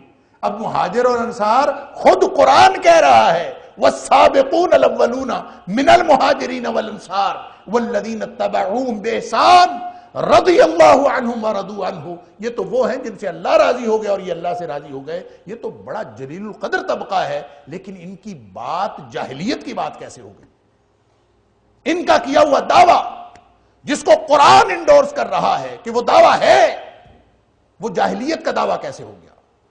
وہ جاہلیت کا دعویٰ اس لیے ہو گیا کہ اب معاملہ عدل و انصاف اور کتاب و سنت کا نہیں ہے، اب معاملہ اپنے گروپ کا ہے. انصاریوں آؤ میری مدد کرو، میں انصاری. مہاجروں آؤ میری مدد کرو، میں مہاجر ہوں. اس لیے نبی کریم صلی اللہ علیہ وسلم فرما رہے ہیں ما بال دعوی جاہلیت. یہ جاہلیت کی پکار، یہ ہے وہ جاہلیت، یہ ہے وہ فرقہ واریت. صحابہ نے بتایا کہ یہ مسئلہ یہ ہوا ہے، چھڑی لگی ہے، یہ مسئلہ ہوا. تو نبی کریم صلی اللہ علیہ وسلم نے وہ تاریخی جملہ ارشاد فرمایا جو ہمیشہ ان گروپس کی بنیاد پر ہمارے جو معاملات ہیں اس کو ڈیفائن بھی کرتا ہے اور اس کی نوعیت بھی بتاتا ہے کہ نبی اکرم صلی اللہ علیہ وسلم نے فرمایا دعوها فإنها منتنة. یہ دعویٰ چھوڑ دو، یہ دعویٰ منتنہ ہے. منتنہ کہتے ہیں کسی گلی سڑی اور بدبودار چیز کو. ایسی بدبودار اور گلی سڑی چیز کہ آپ اس کو جہاں بھی رکھیں وہ اس کو بھی گلا سڑا دے. گلا سڑا پھل ہو بدبودار، اس کو آپ تازہ پھلوں میں رکھیں گے وہ تازہ پھلوں کو بھی گلا سڑا دے. گویا وہ جو اعتصام بحبل اللہ کا تقاضا کیا جا رہا ہے، جمیعا ولا تفرقوا، وہ لوگوں مل کے اکٹھے ہو کے پکڑ لو اور آپس میں ٹکڑے ٹکڑے نہ بنو. اور نبی کریم صلی اللہ علیہ وسلم فرما رہے ہیں کہ جو شخص اپنے گروپ کی بنیاد پر دعویٰ کرتا، یہ دعویٰ جاہلیت ہے اور یہ دعویٰ منتنہ ہے. اس کو چھوڑنا ضروری ہے کیونکہ اس بنیاد پر جب بھی معاملات ہوں گے تو یہ امت کو ٹکڑوں میں بانٹنے کے مترادف ہے. لہذا سمجھ میں بات یہ آئی کہ گروپ موجود ہونا فرقہ واریت نہیں ہے، گروپ کا نام رکھنا بھی فرقہ واریت نہیں ہے، لیکن گروپ کا کام ایسا بنا لینا کہ جو امت کے دیگر افراد سے مختلف ہو اور اپنے گروپ کی مدد کرنے کے لیے عدل و انصاف کے تقاضے نہیں، کتاب و سنت نہیں، اپنے گروپ کی لکیروں کو بنیاد بنانا، یہ ہے فرقہ واریت. لہذا وہ جو حضرت حذیفہ بن یمان رضی اللہ تعالیٰ عنہ والی روایت ہے وہ بھی اس کے ساتھ شامل کر لیجئے تو بات واضح ہو جاتی ہے.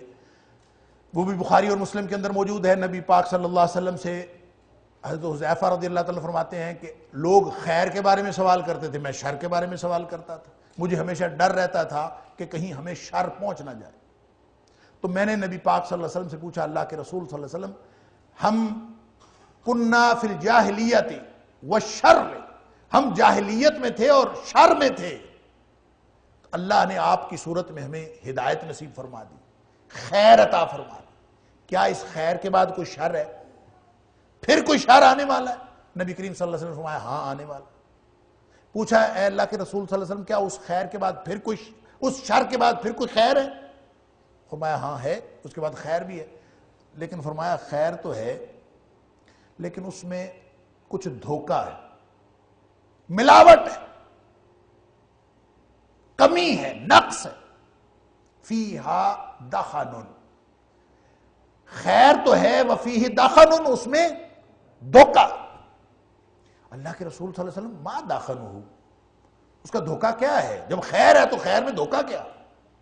فرمایا دھوکہ یہ ہے کہ ائمۃ یہدون بغیر ہدی، لوگ ہدایت کا جو کام کر رہے ہوں گے نا، جو ائمہ ہوں گے، جو لوگوں کے قائدین ہوں گے، جو ہدایت کا کام کر رہے ہوں گے، جو واعظ تبلیغ کا کام کر رہے ہوں گے، جو بلا رہے ہوں گے لوگوں کو، وہ بلا تو رہے ہوں گے، ہدایت کا کام تو کر رہے ہوں گے، لیکن وہ ہدایت میری لائی ہوئی ہدایت نہیں ہوگی. بغیر ہدی، میری ہدایت کے علاوہ کوئی اور چیز، کسی اور چیز کی طرف بلا رہے ہوں گے. البتہ تعرف فیہم وتنکر، کچھ چیزیں آپ کو ان میں اچھی بھی نظر آئیں گی اور کچھ چیزیں ان میں آپ کو بری نظر آئیں گی. پھر پوچھا اللہ کے رسول صلی اللہ علیہ وسلم کیا اس کے بعد بھی کوئی شر ہے؟ اب سمجھ لیجئے ہم کس دور میں گزر رہے ہیں. کیا اس کے بعد بھی کوئی شر ہے؟ فرمایا ہاں ہے. اس کی نشانی بتا دیجئے. فرمایا وہ شر ایسا ہے کہ جب وہ آ گیا نا دور اللہ اکبر، تو کچھ لوگ ایسے ہوں گے جو دعوت دے رہے ہوں گے اور بلا رہے ہوں گے الی ابواب جہنم. لوگوں کو وہ بلا رہے ہوں گے جہنم کے دروازوں کی طرف. من اجابہم الیہا قذفوہ فیہا، جو بھی ان کی دعوت پر لبیک کہے گا نا وہ اس کو جہنم میں ڈال دیں گے. اللہ اکبر. پریشان ہو گئے حضرت حذیفہ رضی اللہ تعالی. اللہ کے رسول صلی اللہ علیہ وسلم صفہم لنا، کہ وہ جو داعی ہیں دعات الی ابواب جہنم، کہ جو جہنم کے دروازوں کی طرف بلا رہے ہوں گے اور جس نے ان کی دعوت پر لبیک کہا وہ اس کو جہنم میں ڈال دیں گے. اللہ کے رسول صلی اللہ علیہ وسلم ان کی نشانی بتا دیجئے تاکہ ہم ان سے بچ جائیں. صفہم لنا، ان کے بارے میں بتا دیجئے، نشانی بتا دیجئے. اللہ اکبر. نبی اکرم صلی اللہ علیہ وسلم نے فرمایا ہم من جلدتنا ویتکلمون بالسنتنا، وہ ہمارے جیسے ہوں گے اور ہماری ہی زبان میں بات کریں گے. اور زیادہ خطرناک بات ہوگی، پتہ ہی نہیں چلے گا کون جہنم کی طرف بلا رہا ہے کون جنت کی طرف بلا رہا ہے. دعات الی ابواب جہنم من اجابہم الیہا قذفوہ فیہا. اور وہ کون ہے؟ ہم من جلدتنا ویتکلمون بالسنتنا، ہمارے جیسے ہوں گے، ہمارے جیسے چہرے، ہمارے جیسے جسم، ہمارے جیسے روپ، اور بات بھی کریں گے ہماری طرح کریں گے. بالسنتنا، ہماری زبان میں قرآن سنا رہے ہوں گے، حدیث کا نام لے رہے ہوں گے، لیکن وہ جہنم کی طرف بلا رہے ہیں. یہ خطرناک صورتحال جب پتہ چلی تو حضرت حذیفہ رضی اللہ عنہ پریشان ہو گئے. اللہ کے رسول صلی اللہ علیہ وسلم میں کیا کروں؟ اگر ایسی صورتحال مجھے درپیش ہو جائے تو پھر میں کیا کروں؟ میں کہاں جاؤں؟ نبی اکرم صلی اللہ علیہ وسلم فرمایا تلزم جماعت المسلمین و امامہم، تم نے یہ کرنا ہے کہ جو اہل اسلام کی جماعت ہے نا اس کے ساتھ جڑنا ہے، ان کے ساتھ چمٹے رہنا ہے. وہ تھوڑے لوگ ہو زیادہ ہو اس اجتماعیت کے ساتھ رہنا ہے.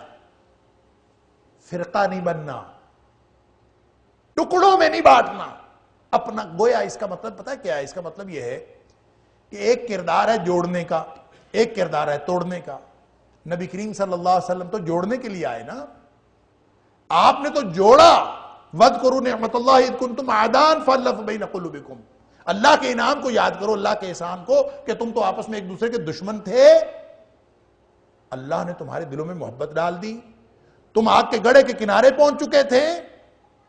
وَكُنْتُمْ عَلَى شَفَا حُفْرَةٍ مِّنَ النَّارِ، تم آگ کے گڑھے کے کنارے پہنچ چکے تھے. فَأَنْقَذَكُمْ مِنْهَا، اللہ نے اس سے بچا لیا. تو یہ سارا کچھ کس طرح ہوا؟ نبی اکرم صلی اللہ علیہ وسلم کی آمد پر ہوا. اس کے جو اولین مخاطبین ہیں نا وہ تو اوس اور خزرج ہے نا. میں نے پچھلے درس میں عرض کیا تھا اوس اور خزرج کے درمیان جنگ بعاث کا تذکرہ چھیڑ کر پھر سے تلواریں نکلوا دی یہودیوں نے، اور جنگ بعاث صدی ڈیڑھ صدی تک جاری رہی تھی اوس اور خزرج کے درمیان.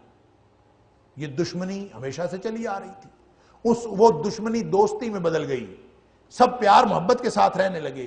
لیکن پھر جب پھر سے تلواریں اٹھیں تو تلواریں اٹھنے کے بعد جو پھر یہ کیسے ماحول ٹھیک ہوا جب وہ بالکل ایک دوسرے کے خلاف ایک دفعہ پھر برسر پیکار ہو گئے تھے یہودیوں کی سازش کی وجہ سے. تو وہ اب کیسے ٹھیک ہوا؟ پھر نبی اکرم صلی اللہ علیہ وسلم وہاں تشریف لے آئے. یعنی اوس اور خزرج کا یہ جو بالکل مقامی جھگڑا شروع ہو گیا تھا اس پر بھی نبی پاک صلی اللہ علیہ وسلم تشریف لائے تو وہ جھگڑا ختم ہو گیا، وہ پھر سے محبتیں قائم ہو گئی. اللہ اکبر.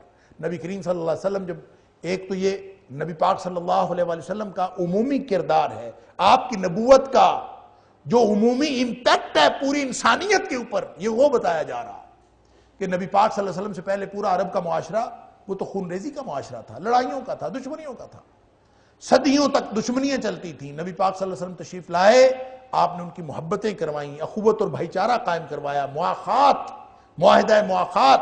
جب نبی پاک صلی اللہ علیہ وسلم مدینہ طیبہ تشریف لے گئے 45 لوگ تھے آپ کے ساتھ، آپ نے ہر ایک کو ایک انصاری کا عارضی بھائی بنا دیا، مواخات قائم کروائی، اور وہ مواخات ایسی تھی کہ تاریخ اسلامی میں اس طرح کی کوئی، تاریخ انسانی میں کوئی مثال نہیں ملتی کہ وہ بھائی چارگی، وہ آپس میں اخوت، وہ آپس میں تعلق، وہ نسبت، وہ خونی رشتہ داری سے بھی بڑھ گئی۔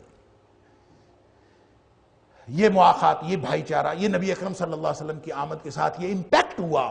ایک یہ اسپیسیفکلی ایک اسپیسیفک کانٹیکسٹ ہے، خاص سیاق و سباق اوس اور خزرج کا جھگڑا، ایک عمومی طور پر پوری انسانیت کا ماحول، عرب کا بھی اور پوری دنیا کا۔ نبی کریم صلی اللہ علیہ وسلم کی تشریف آوری، آپ کا ورود مسعود، آپ کی بعثت وجہ اور باعث اتحاد ہے، باعث اختلاف نہیں ہے۔ نبی کریم صلی اللہ علیہ وسلم وہ ہستی ہیں جن کی تشریف آوری کی وجہ سے لوگوں کی دشمنیاں دوستیوں میں بدل گئی، لوگوں کی نفرتیں محبتوں میں بدل گئی۔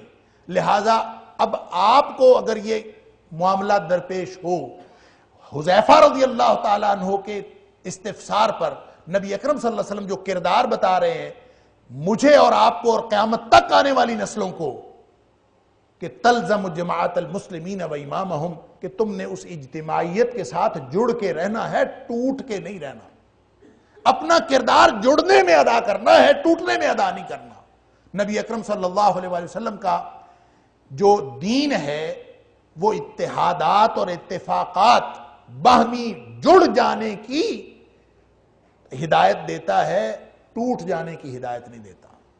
لہٰذا بات یہ سمجھ میں آ گئی کہ وَاعْتَصِمُوا بِحَبْلِ اللَّهِ جَمِيعًا وَلَا تَفَرَّقُوا، دعویٰ تو سب کا ہے، لیکن یہ اس کا دعویٰ صحیح ہے جو یہ اس آیت کو پڑھتے ہوئے اپنے فکر اور طرز عمل سے جڑنے کی بات کرے، ٹوٹنے کی بات نہ کرے۔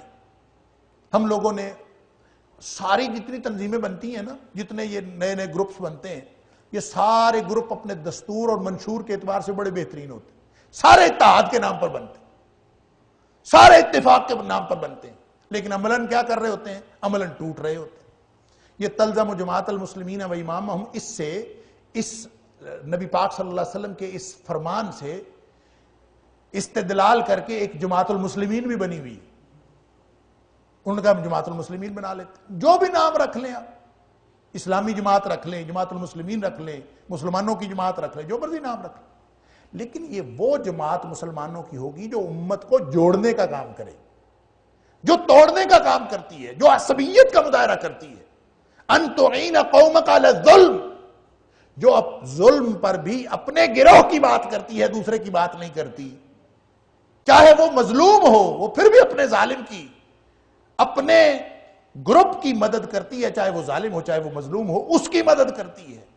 تو جو قوم، جو تنظیم یہ کام کرے، چاہے وہ اتحاد کا نعرہ لگا رہی ہو، چاہے اتفاق کا نعرہ لگا رہی ہو، چاہے جتنا مرضی اچھا منشور ہو، وہ فرقہ واریت میں اپنا کردار ادا کر رہی ہے، چاہے اس کا نام جماعت المسلمین ہو۔ مطلب کیا کام کیا؟ ایک گروپ چند لوگوں کا آپ لے کے امت سے الگ ہو جائیں، کٹ جائیں، یہ نبی کریم صلی اللہ علیہ وسلم کا تو طریقہ ہی نہیں ہے۔ نبی پاک صلی اللہ علیہ وسلم جوڑنے کے لیے تشریف لائے ہیں، توڑنے کے لیے تشریف نہیں لائے۔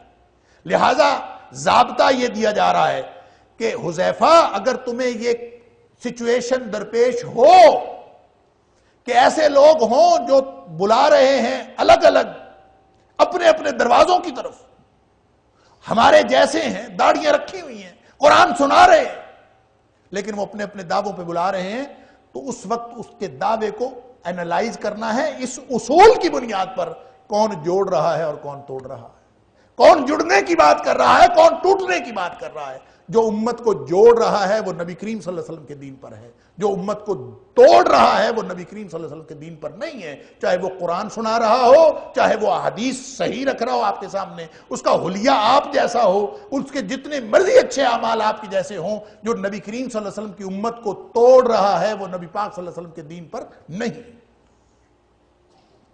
اسی لیے وہ جو نبی پاک صلی اللہ علیہ وسلم نے فرمایا تھا کہ پہلی امتوں میں 72 فرقے تھے، میری امت میں 73 ہوں گے۔ اللہ کے رسول صلی اللہ علیہ وسلم ساتھ فرمایا ایک جنتی ہے، ایک، باقی سارے جہنمی ہیں۔ اللہ کے رسول صلی اللہ علیہ وسلم وہ کون سا جنتی؟ فرمایا ما انا علیہ و اصحابی، اس کی نشانی یہ ہے کہ جو اس دین پر ہوگا نا جو میرا دین ہے، محمد کریم صلی اللہ علیہ وسلم کا لایا ہوا دین، واصحابی اور میرے صحابہ کا دین ہے، جو ان کے دین پر ہوگا، صحابہ کے دین پر اور میرے دین پر، وہ کامیاب ہے، وہ ہے فرقہ ناجیہ، وہ ہے کامیاب گروہ، باقی سارے جہنمی ہیں۔ اللہ تعالیٰ معاف فرمائے۔ اب یہ بات سمجھ میں آئی کہ تنظیمیں، فرقے، گروہ ناموں کے ساتھ موجود ہونے سے فرقہ واریت نہیں ہوتی۔ فرقہ واریت اس وقت ہوتی ہے جب اس بنیاد پر، اب دیکھیں تبلیغی پروگرام ہو رہے ہیں، دعوتی سکیمیں بن رہی ہیں، لمبی چوڑی زندگی کی پلاننگ ہو رہی ہے، اور ساری کی ساری اپنے اس مخصوص دائرے میں ہو رہی ہے۔ دوسرے دائرے کی نگیشن کرنا، دوسرے دائرے کی نفی کرنا، یہ بغیر ارادے کے ہو رہا ہے، غیر ارادی طور پر ہو رہا ہے۔ اب ظاہر سی بات ہے اگر انجمن فلاح معاشرہ والے اپنی تنظیم کو پروپیگیٹ کرنا چاہتے ہیں تو وہ انجمن فلاح انسانیت کے کام کو اگر وہ کہیں کہ ہم صحیح کام کر رہے ہیں تو پھر ان کو گویا یہ کہنا پڑے گا نا انجمن فلاح انسانیت والے صحیح کام نہیں کر رہے۔ اگر انہوں نے اپنے دائرے کی طرف لوگوں کو بلانا ہو تو کوئی امتیازی بات تو کرنی پڑے گی نا۔ یہی وہ فرقہ واریت ہے، جب آپ بلائیں گے اپنے گروپ کی طرف تو دائرے جتنے مرضی ہوں، اگر سب دائرے اسلام کی طرف بلا رہے ہوں، امت کی طرف بلا رہے ہوں، تو آج مجھے یوں لگتا ہے کہ سب لوگ، ہم سب بلا رہے ہیں لیکن دعوت کس کی طرف دے رہے ہیں؟ امت بننے کی طرف دعوت نہیں دے رہے۔ امت کہاں ہے؟ اس کا تو تذکرہ ہی کوئی نہیں۔ ہر ایک کا اپنا گروپ ہے، وہ اس کو مضبوط کرنے پر لگا ہوا ہے، اور ظاہر ہے جس گروپ کا وہ کارکن ہے، جس گروپ کا وہ رکن ہے، اس کی اگر وہ بہتری کے لیے اور اس کی ترقی کے لیے وہ اگر کوشش نہیں کرتا تو پھر وہ کارکن ہی کیسے ہے؟ تو اللہ کرے کہ ہم اپنی تنظیموں کے کارکن بننے کی بجائے ہم اپنی تنظیموں میں رہتے ہوئے اللہ کے دین کے کارکن بن جائیں۔ اگر ہم اللہ کے دین کے لیے کام کریں گے نا، دیکھیں ضابطہ اللہ نے قرآن میں، سبحان اللہ، سورۃ المائدہ کی آیت نمبر 3 ہے غالباً، فرقہ واریت کی جڑ کٹ جاتی ہے۔ آپ رکھے پھرے نام کوئی فرق نہیں پڑتا، قرآن کے ساتھ جڑ جائیں تو فرقہ واریت کی جڑ خود کٹ جاتی۔ مثلا قرآن کہتا ہے، ایک ضابطہ دیا، فرمایا وَتَعَاوَنُوا عَلَى الْبِرِّ وَالتَّقْوَى وَلَا تَعَاوَنُوا عَلَى الْإِثْمِ وَالْعُدْوَانِ۔ تم یہ اصول اپنا لو کہ آپس میں ایک دوسرے سے تعاون کرنا ہے نیکی اور تقوی کے کام پر، وہ اس گروپ کا ہو چاہے اس گروپ کا ہو، چاہے اس گروپ کا ہو چاہے اس گروپ کا ہو، کسی بھی گروپ کا ہو، اگر نیکی اور تقوی کی بات ہے تو تعاون ہے، ہر ایک کے ساتھ تعاون ہے، اور اگر گناہ اور زیادتی کی بات ہے تو عدم تعاون، چاہے وہ اپنا ہو، چاہے اپنے گروپ کا ہو، چاہے کسی اور کا ہو۔ بنیاد گروپوں کی لکیریں نہیں ہیں، بنیاد بر و تقوی اور اسم و عدوان۔ اس بنیاد پر اگر آپ معاملہ کرنا شروع کر دیں تو آپ یہ بتائیں کہ آپ بر اور تقوی کی بنیاد پر کسی دوسرے گروپ کی مدد کر رہے ہوں، دوسرا گروپ بر اور تقوی کی بنیاد پر آپ کے گروپ کی مدد کر رہا ہو، تو درمیان میں کھینچی جانے والی لکیروں کی حیثیت ہی کیا رہ جاتی ہے؟ جب ہماری ساری مقصدیت مشترک ہو جائے، جب ہمارے سارے معاملات اکٹھے ہو جائیں، ہم امت کی سطح پر سوچنا شروع کر دیں، تو یہ ایسے ہی ہے، کوئی اپنے باپ کا بیٹا ہے، دوسرا اپنے باپ کا بیٹا ہے، وہ اپنے گھر میں رہتا ہے، وہ اپنے گھر میں رہتا ہے، اس کے اپنے مفادات ہیں، اس کے اپنے مفادات ہیں، لیکن جب ہم نماز پڑھنے کے لیے آتے ہیں تو سب اکٹھے ہوتے ہیں۔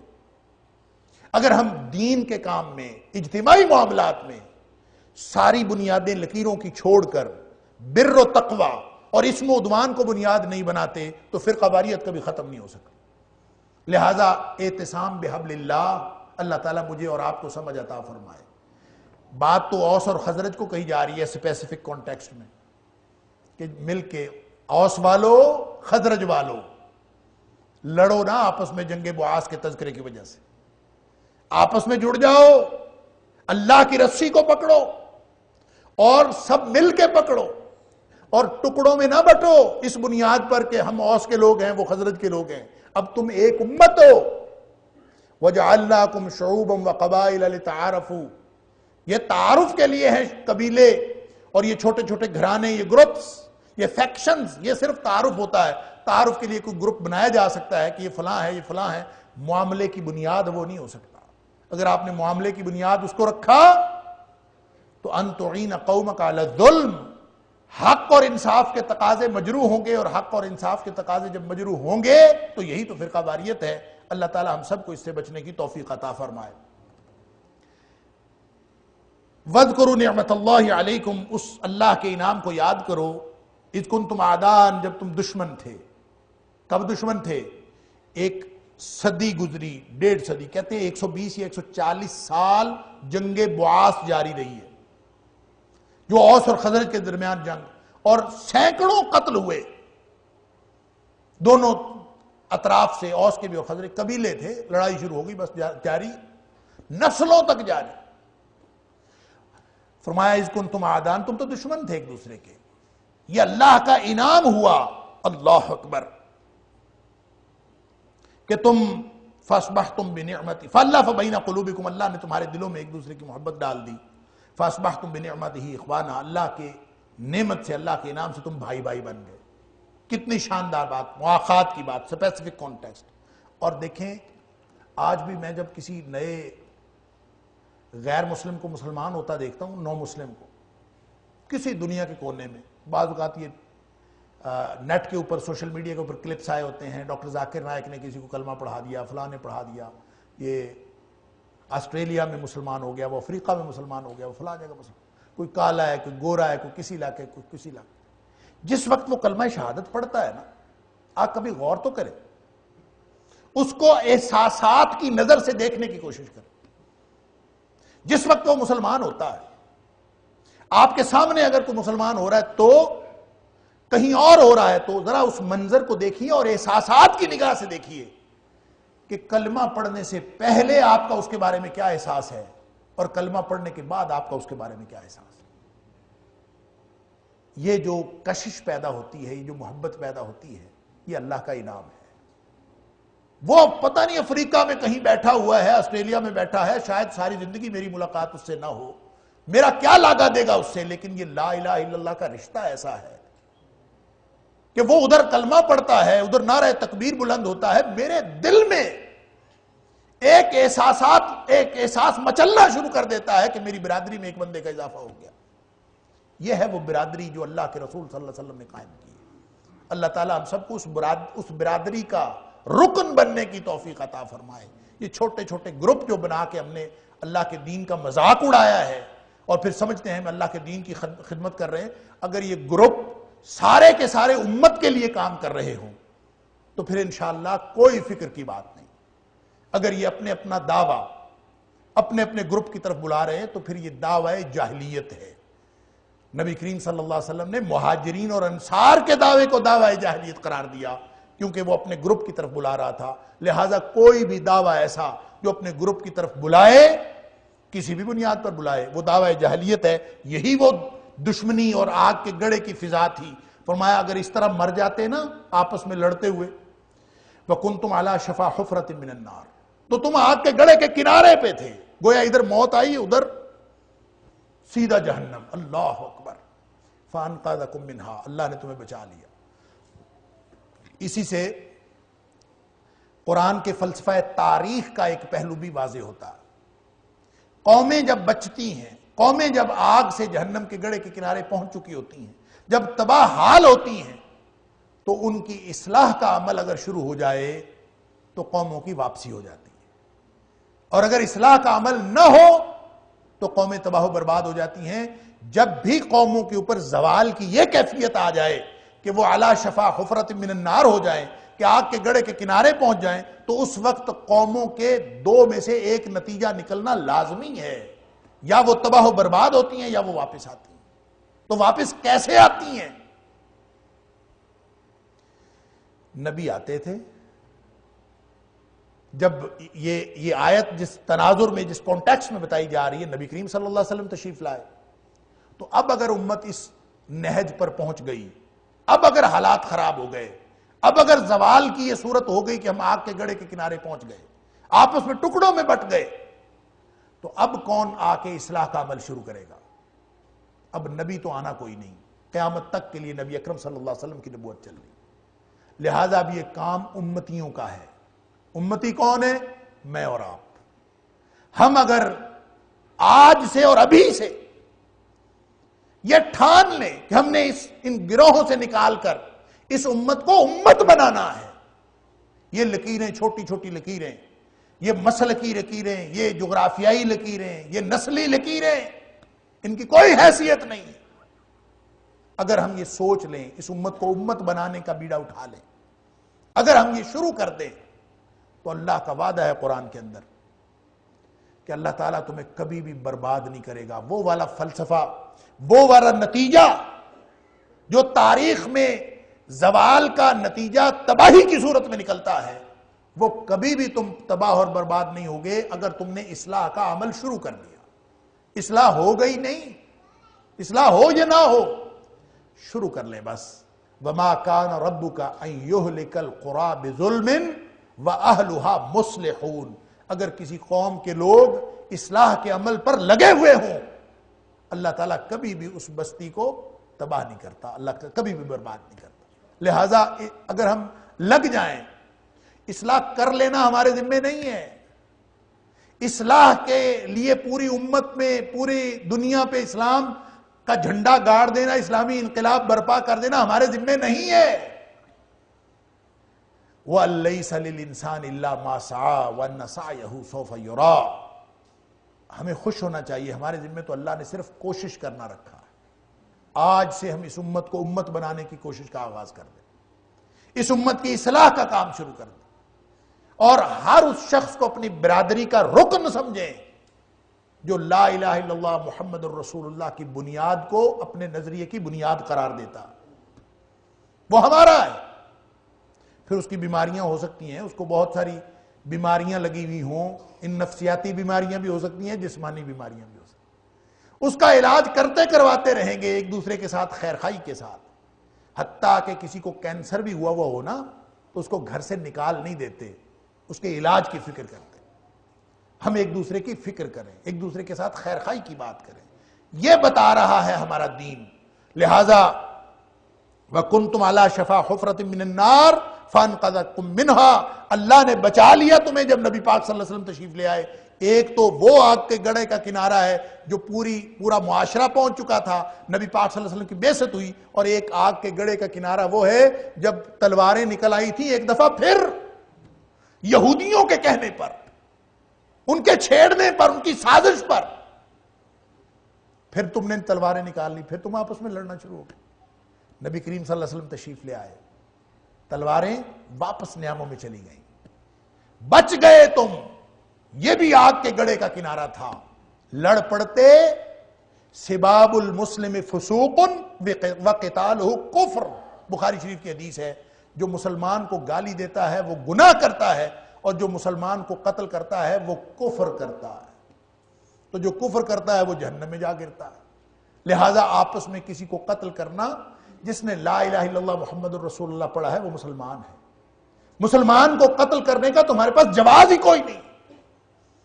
مسلم شریف کی حدیث ہے، نبی کریم صلی اللہ علیہ وسلم نے فرمایا کہ من اکل ذبیحتنا، من صلی صلاتنا واستقبل قبلتنا واکل ذبیحتنا، تین باتیں آپ نے فرمائی، جو ہمارے قبلے کی طرف منہ کر کے نماز پڑھتا ہے، ہمارے والی نماز پڑھتا ہے، ہمارا ذبیحہ کھا لیتا، فذالک المسلم، وہی تو مسلم ہے۔ اب یہ تو موٹا موٹا اصول، یہ تو فرمایا ہی نہیں کہ یہ تمہارے جو باہمی فقہی معاملات ہیں، اگر وہ مانتا ہو تو پھر مسلم ہے۔ اور یہ بھی میں عرض کروں کہ اس اتحاد اور اتفاق کی بات کو بھی تھوڑا اور آگے بڑھا لیجئے اپنی سمجھ کے لیے۔ اللہ تعالیٰ ہم سب کو ایک امت بننے کی توفیق عطا فرمائے کہ اگر امت میں ایسے لوگ بھی ہوں جو منافقت میں یا عقیدے کی خرابی میں عبداللہ بن ابی سے بھی بڑے ہوئے ہوں، عبداللہ بن ابی رئیس المنافقین، اس سے بھی بڑے ہوئے ہوں تو نبی اکرم صلی اللہ علیہ وسلم کی سنت یہ ہے کہ اس کو بھی قتل نہیں کرنا، چاہے عقیدے کے اعتبار سے اتنا خراب ہو، کیونکہ اس نے بظاہر کلمہ پڑھا لا الہ الا اللہ محمد رسول اللہ، بظاہر وہ مسلمانوں کے گروپ میں شامل ہے۔ لہٰذا جب کہا نا عمر فاروق رضی اللہ تعالیٰ عنہ نے، بخاری شریف کی حدیث ہے کہ اضرب عنق ھذا المنافق، اللہ کے رسول صلی اللہ علیہ وسلم مجھے اجازت دیں میں اس منافق کی گردن اتار دوں، اور ایک روایت میں ہے اضرب عنق ھذا الخبیث، اللہ کے رسول مجھے اجازت دیں میں اس خبیث کی گردن اتار دوں۔ نبی کریم صلی اللہ علیہ وسلم نے نہ یہ فرمایا کہ اس کو منافق نہ کہو، نہ یہ فرمایا کہ اس کو خبیث نہ کہو، کیونکہ وہ منافق بھی تھا خبیث بھی تھا، اس لیے آپ نے اس کی ممانعت نہیں فرمائی، لیکن آپ نے یہ فرمایا قتل نہیں کرنا، اس لیے کہ ان یتحدث الناس ان محمدا یقتل اصحابہ، کہ لوگ کہیں گے کہ محمد کریم صلی اللہ علیہ وسلم اپنے ساتھیوں کو قتل کرا دیتے۔ آپ بتائیں وہ ساتھی تھا نبی پاک صلی اللہ علیہ وسلم کا؟ نہیں تھا، وہ تو دشمن تھا، یہودیوں کا ساتھی تھا، وہ تو سازشیں کرتا تھا اسلام کے خلاف، اس نے نبی اکرم صلی اللہ علیہ وسلم کی شان میں ہرزہ سرائی کی تھی، لیکن چونکہ اوورآل غیر مسلموں کے مقابلے میں جو مسلمانوں کا ایک گروپ بنتا ہے، اس گروپ میں وہ لا الہ الا اللہ محمد الرسول اللہ پڑھ کے اس برادری میں شامل ہو چکا تھا، لہذا فقہی طور پر وہ منافق بھی تھا، وہ خبیث بھی تھا، اور وہ کافروں سے بھی بدتر تھا کہ ان المنافقین فی الدرک الاسفل من النار، وہ جہنم کے سب سے نچلے درجے میں ہوگا۔ لیکن نبی اکرم صلی اللہ علیہ وسلم نے فرمایا کہ چونکہ یہ غیر مسلموں کے مقابلے میں اس گروپ کا حصہ ہے، لہٰذا اس کو قتل نہ کرو، لوگ کہیں گے محمد کریم صلی اللہ علیہ وسلم اپنے ساتھیوں کو قتل کر دیتے۔ نتیجہ یہ نکلا کہ اس فقہی اختلاف کی بنیاد پر قتل کرنا تو دور کی بات، اس بنیاد پر گروپنگ کرنا، امت کو ٹکڑوں میں تقسیم کرنا، یہ کبھی بھی رحمت نہیں ہو سکتا۔ یہ ہمیشہ، یہ تو فضا ایسی ہے کہ جو کنتم علی شفا حفرۃ من النار والی فضا ہے، اللہ تعالیٰ ہم سب کو اس سے بچائے۔ کذالک یبین اللہ لکم آیاتہ لعلکم تہتدون، اس سے کھول کے بھی زیادہ آیتیں کون بیان کرے؟ کذالک یبین اللہ، کس طرح اللہ تعالیٰ کھول کھول کے بیان کر رہا ہے، ہر بات واضح کر دی۔ لعلکم تہتدون، ہدایت پا جاؤ، تاکہ تم ہدایت پا جاؤ، اللہ کرے ہمیں ہدایت کی منزل مل جائے، ہم اس رستے پر چل نکلیں جو ہدایت کا رستہ ہے۔ اور ہدایت کا رستہ کون سا ہے؟ دو ہی چیزیں، ایک ہدایت ہے، ایک گمراہی۔ وَأَنَّ هَذَا صِرَاطِي مُسْتَقِيمًا، یہ میرا رستہ ہے سیدھا، جو نبی کریم صلی اللہ علیہ وسلم نے بتایا، یہ سیدھا رستہ ہے ایک۔ فَاتَّبِعُوهُ، اب ہدایت لینی ہے تو سب اس رستے کے ساتھ جڑ جاؤ جو نبی کریم صلی اللہ علیہ وسلم نے، کوئی بات نہیں اگر فقہی طور پر کچھ مسائل ہیں تو ان اختلافات کے باوجود اسی سے جڑ جاؤ، سب مل کے جڑ جاؤ۔ وَلَا تَتَّبِعُوا السُّبُلَ، اپنے اپنے چھوٹے چھوٹے گروپوں کے راستے کو نہ پکڑنا۔ فَتَفَرَّقَ بِكُمْ عَنْ سَبِيلِهِ، جب تم ان چھوٹے چھوٹے دائروں میں محدود رہو گے نا تو اصل رستے سے ہٹ جاؤ گے، یہ گمراہی ہے۔ لہذا نبی کریم صلی اللہ علیہ وسلم کا وہ فرمان، لن تضلوا ما تمسکتم بہما، دو چیزیں تم میں چھوڑ کے جا رہا ہوں، ترکت فیکم امرین، دو چیزیں میں تم میں چھوڑ کے جا رہا ہوں، ایک کتاب اللہ و سنتی، اللہ کی کتاب اور میرا طریقہ، لن تضلوا ما تمسکتم بہما، جب تک تم ان دو چیزوں سے چمٹے رہو گے کبھی گمراہ نہیں ہوگے۔ لہذا لعلکم تہتدون کا معنی سمجھ میں آیا؟ کذالک یبین اللہ لکم آیاتہ، اللہ نے کھول کھول کے اپنی آیتیں بیان کر دی ہیں، لعلکم تہتدون، تاکہ تم ہدایت پا جاؤ۔ اور ہدایت کیسے ملے گی؟ اللہ کے قرآن سے جڑنے سے اور نبی پاک صلی اللہ علیہ وسلم کی سنت سے جڑنے سے۔ اللہ تعالیٰ مجھے اور آپ کو، ہم سب کو توفیق عطا فرمائے کہ میں اور آپ ہم سب آج سے اللہ سے وعدہ کریں کہ اللہ آج سے ہم جڑیں گے، ہم امت کو جوڑیں گے، جڑنے کی بات کریں گے، اور بنیاد ہمارے جڑنے کی کیا ہوگی؟ اللہ کا قرآن اور نبی کریم صلی اللہ علیہ وسلم کا فرمان۔ اس لیے کہ جو ایک میکانزم ہوتا ہے کسی بھی ابہام یا اختلاف کو دور کرنے کا، اختلاف تو ہوتا ہے ہر جگہ پہ، اس کو دور کرنے کا اختلاف کے بے شمار اسباب ہیں، اس کو دور کرنے کا ایک میکانزم ہوتا ہے۔ قرآن نے وہ میکانزم ہمیں بتا دیا ہے کہ جب کبھی اختلاف ہو تو تم نے کیا کرنا ہے۔ میں یا ایھا الذین آمنوا اطیعوا اللہ واطیعوا الرسول واولی الامر منکم، اللہ کی اطاعت، اللہ کے رسول صلی اللہ علیہ وسلم کی اطاعت، اور جو امور کے نگران ہیں ان کی بھی اطاعت۔ فَإِن تَنَازَعْتُمْ فِي شَيْءٍ، اگر کبھی اختلاف ہو ہی جائے، آپس میں جھگڑا پڑ ہی جاتا ہے، تو وہ میکانزم کیا ہے جو تمہیں جوڑے رکھے گا؟ فَرُدُّوهُ إِلَى اللَّهِ وَالرَّسُولِ، اس معاملے کو اللہ اور اس کے رسول صلی اللہ علیہ وسلم پر چھوڑو۔ یہ ہے وہ میکانزم جو ہمیں ہمیشہ متحد رکھ سکتا ہے کہ ہم اپنے جھگڑوں کا فیصلہ کرتے وقت نبی اکرم صلی اللہ علیہ وسلم کو فیصل مان لیں، نبی پاک صلی اللہ علیہ وسلم کے لائے دین پر، اللہ کے قرآن پر اور نبی پاک صلی اللہ علیہ وسلم کی سنت پر جڑ جائیں۔ یہی اختلافات کا حل ہے، یہی اتفاقات کی بنیاد ہے، یہی اعتصام بحبل اللہ کا معنی ہے، اور فرقہ فرقہ بننے سے رکنے کا ایک ہی راستہ ہے کہ ہم اللہ اور اس کے رسول صلی اللہ علیہ وسلم کے ساتھ جڑ جائیں۔ وآخر دعوانا الحمدللہ رب العالمین۔